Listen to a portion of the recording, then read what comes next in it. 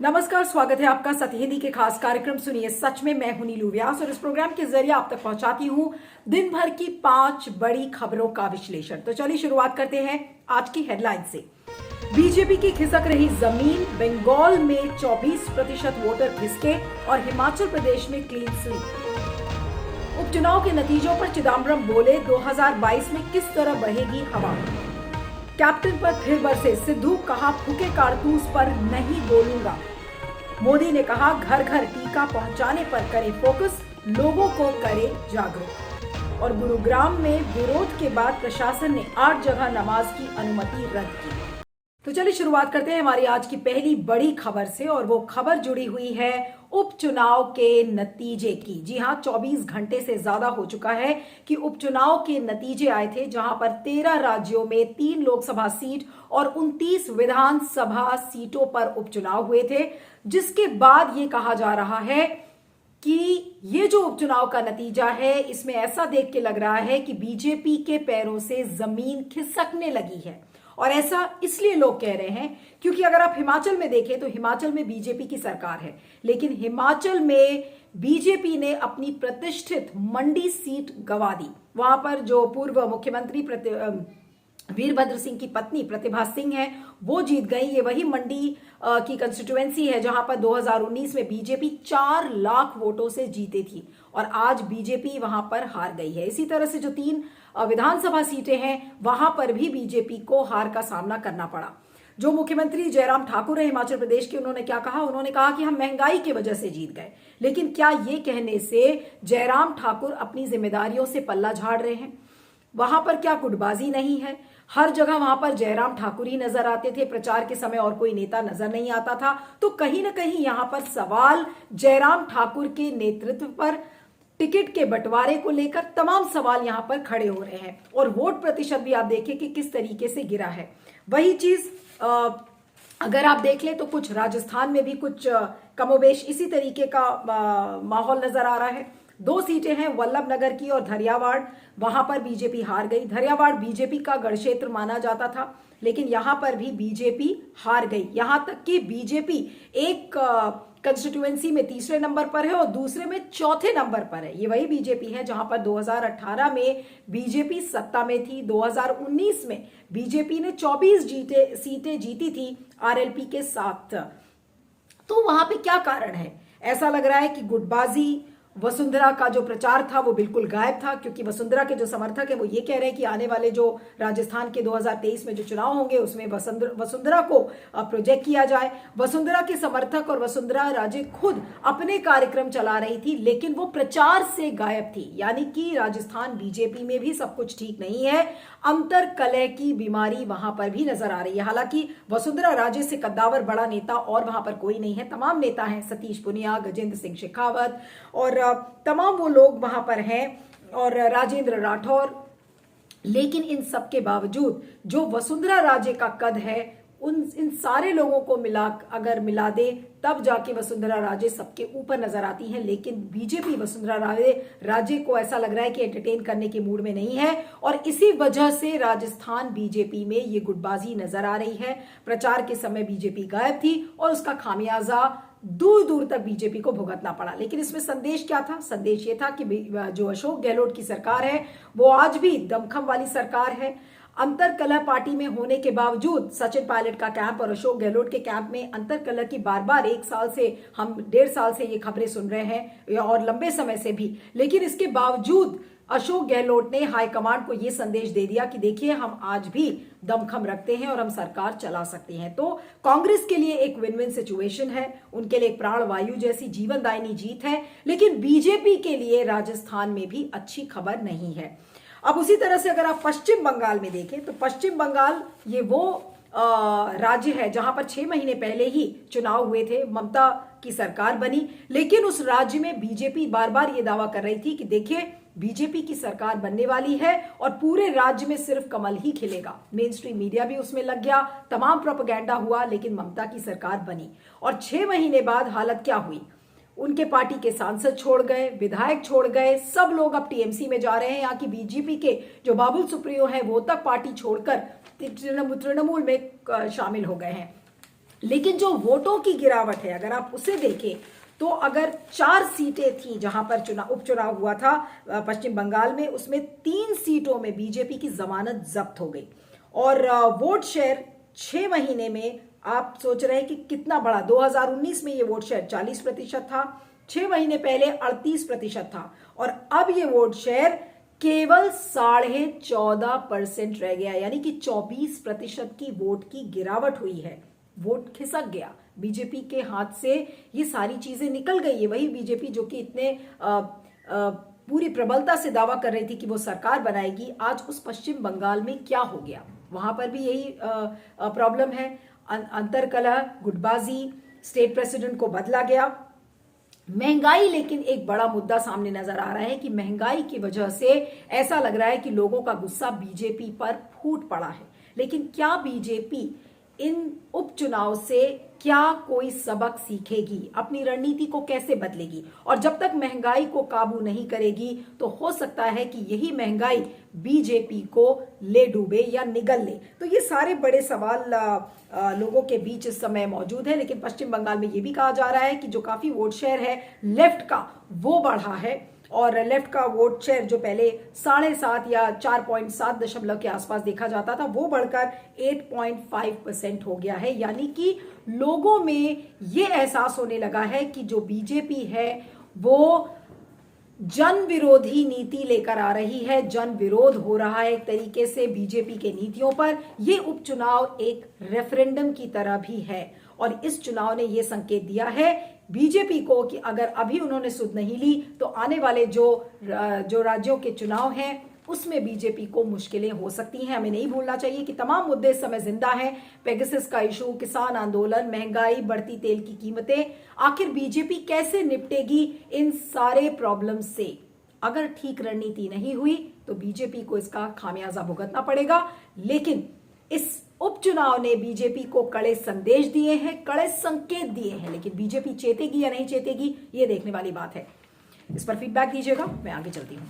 अगली खबर भी हमारी उपचुनाव से ही जुड़ी हुई है, और उपचुनाव के नतीजे, जैसा मैंने कहा कि जो नतीजा है वो कांग्रेस के लिए एक जीवनदायिनी जीत, एक प्राणवायु आप जिसे कहें, वो कांग्रेस को मिला है। और अब कांग्रेस में ये एहसास होने लगा है कि वो भी लड़ सकती है, वो भी बीजेपी का सामना कर सकती है, खासकर जिस तरीके से जीत हिमाचल में कांग्रेस ने दर्ज की है। और उस जीत के बाद अब तमाम कांग्रेस के नेता बड़े बड़े बोल रहे हैं। पूर्व वित्त मंत्री और कांग्रेस के वरिष्ठ नेता आज पी चिदम्बरम, उन्होंने ट्विटर पर लिखा, और ट्विटर पर उन्होंने लिखा कि ये जो नतीजे आए हैं उसमें honours are even between opposition and the BJP. और साथ में उन्होंने एक आंकड़ा दिया है, उसमें कहा है कि बीजेपी ने 7 सीट पर जीत दर्ज की, उनके जो सहयोगी दल हैं उनको 8 सीटों पर जीत में हासिल हुई है, कांग्रेस को 8 सीटों पर, और जो नॉन बीजेपी पार्टीज हैं उन्होंने 7 सीटें जीती हैं। और 1 सीट बीजेपी का जो क्रिप्टो एलाय है यानी कि वाईएसआर कांग्रेस, उसने जीता है।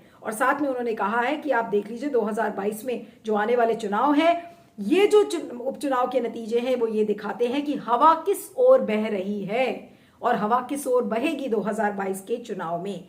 और साथ में कांग्रेस ये बार बार संदेश देने की कोशिश कर रही है, और खासकर ये संदेश इस उपचुनाव के नतीजे से वो ज्यादा ऑथेंटिकेट हो जाता है, जो कि कांग्रेस ये कह रही थी कि देखिए बीजेपी अपना मोमेंटम खो रही है, और खासकर जो हिंदी बेल्ट का जो इलाका है वहां पर बीजेपी मोमेंटम को खो रही है, और जन विरोधी जो नीतियां बीजेपी लेकर आई है उससे बीजेपी को खामियाजा भुगतना पड़ेगा। तो कांग्रेस का इस समय मनोबल काफी बढ़ा हुआ है उपचुनाव के नतीजे के बाद। लेकिन कांग्रेस के लिए भी चुनौतियां कम नहीं है, कांग्रेस में भी बहुत सारी प्रॉब्लम्स हैं।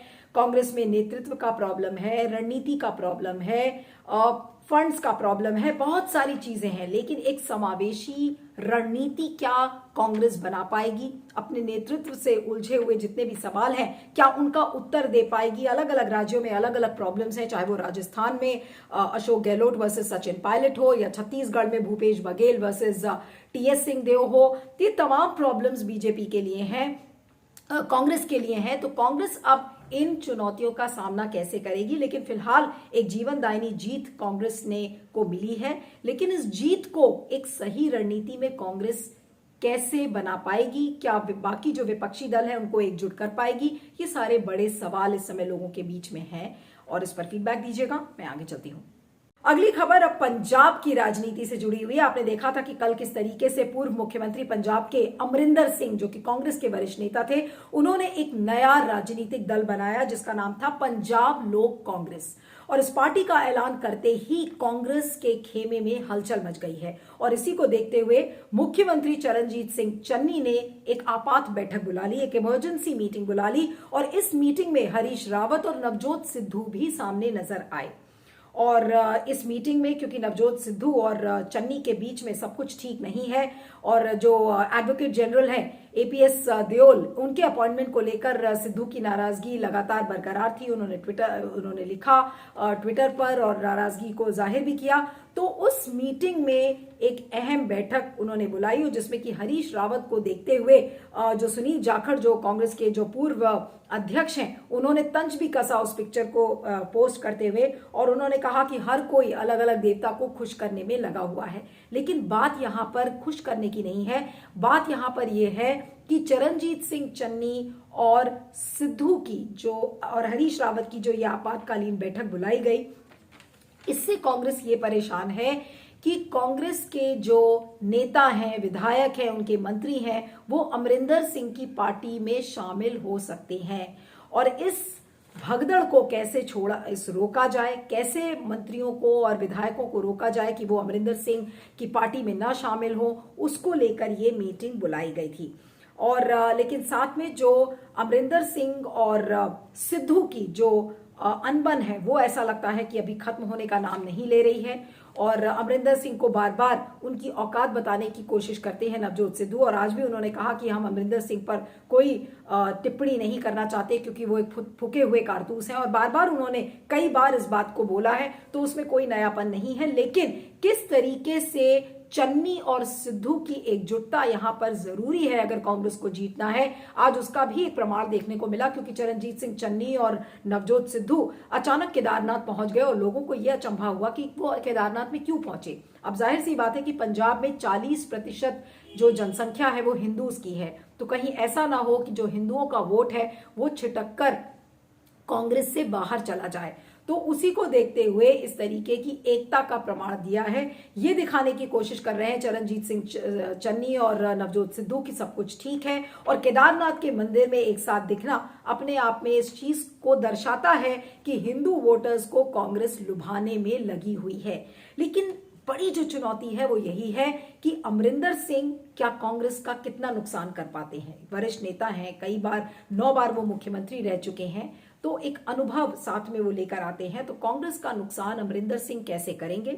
और दूसरी जो कांग्रेस की चुनौती है वो ये है कि क्या चरणजीत सिंह चन्नी और नवजोत सिद्धू एकजुट होकर ये चुनाव लड़ पाएंगे या नहीं लड़ पाएंगे। कुछ ही महीने बचे हैं, तो ऐसे में कांग्रेस के लिए चुनौतियां बहुत है। लेकिन नवजोत सिद्धू और अमरिंदर सिंह की जो अनबन है वो आपको इस पूरे चुनावी दौर में दिखती रहेगी। और ये जो फूका हुआ कारतूस उन्होंने अमरिंदर सिंह को बताया है, ये एक नहीं कई बार वो बोल चुके हैं और आने वाले दिनों में भी वो कई बार इस चीज को बोलेंगे।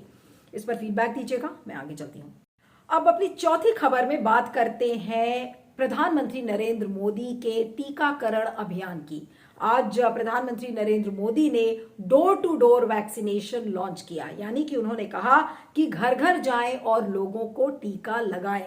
क्यों? क्योंकि जिन लोगों को दूसरी डोज अभी नहीं मिली है उनको आप डोर टू डोर जाकर टीका लगाएंगे तो दूसरी डोज आसानी से मिल सकती है।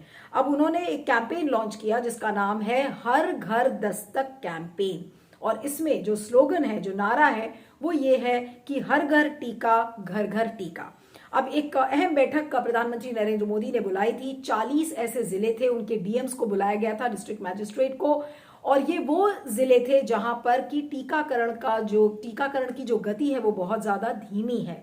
50% से कम टीकाकरण हुआ है। और ये तमाम वो राज्य हैं जैसे झारखंड, मणिपुर, नागालैंड, अरुणाचल प्रदेश, महाराष्ट्र, मेघालय।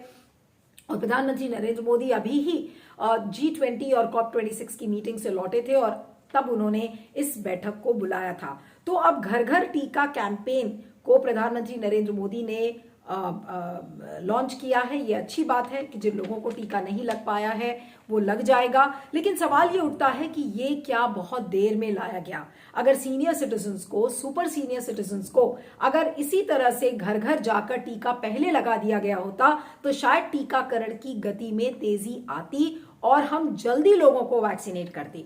और दूसरी बात ये कि जब बृहन मुंबई म्युनिसिपल कॉर्पोरेशन ने डोर टू डोर वैक्सीनेशन की केंद्र सरकार से मांग की थी तो मार्च के महीने में केंद्र सरकार ने मना कर दिया था और ये कहा था कि हमारे पास इतने लोग नहीं हैं, टीकाकरण में बहुत ज्यादा टाइम लगेगा, तो इसलिए बीएमसी के डोर टू डोर वैक्सीनेशन को डिक्लाइन कर दिया, मना कर दिया गया। और अंत में आकर बीजेपी ने आखिर वही किया जो कि बीएमसी कह रही थी। तो यानी कि ये इनिशिएटिव उठाया गया है, ये अच्छा इनिशिएटिव है, इससे टीकाकरण के अभियान को गति मिलेगी, ज्यादा लोग वैक्सीनेट होंगे, ये अच्छी बात है। लेकिन बीजेपी कम से कम अपनी गलतियों को तो मान ले कि ये जो चीज अभी की गई है ये पहले की जा सकती थी अगर ठीक से नीति बनाई गई होती, ठीक से प्लानिंग की गई होती। और इसी प्लानिंग की कमी बीजेपी में है, लेकिन बीजेपी इस बात को नहीं मानेगी। इस पर फीडबैक दीजिएगा, मैं आगे चलती हूँ।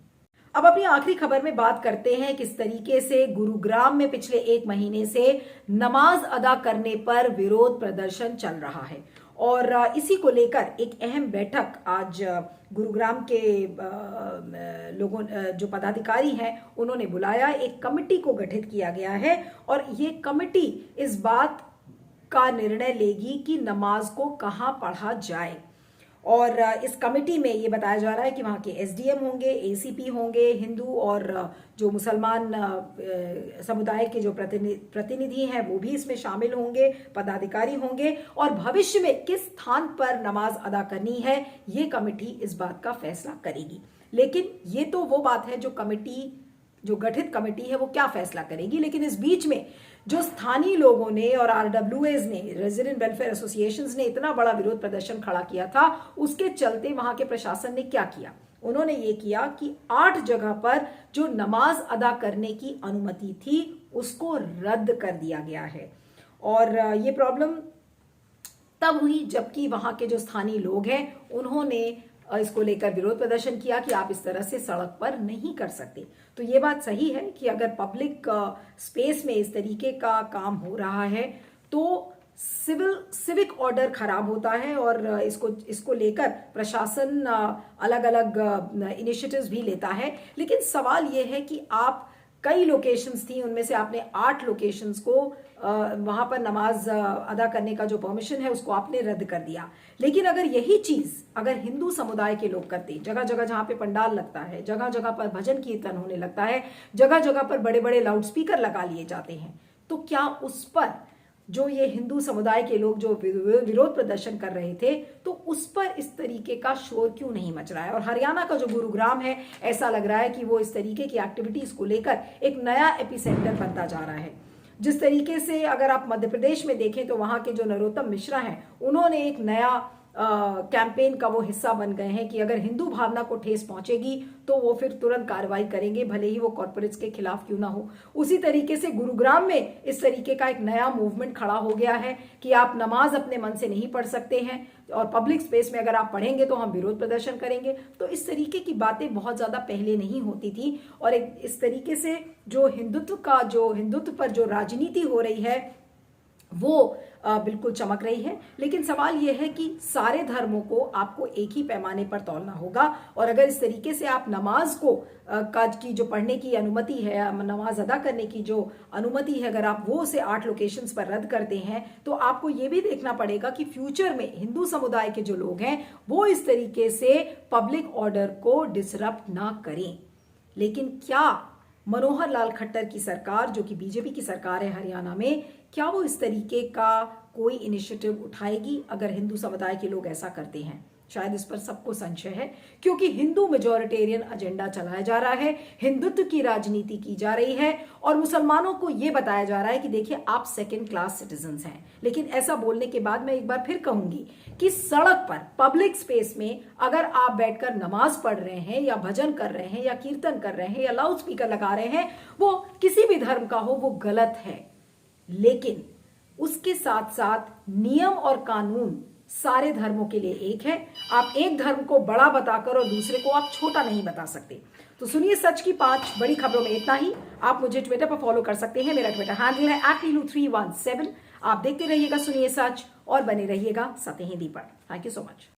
सत्य हिंदी का ऐप डाउनलोड करें गूगल प्ले स्टोर पर।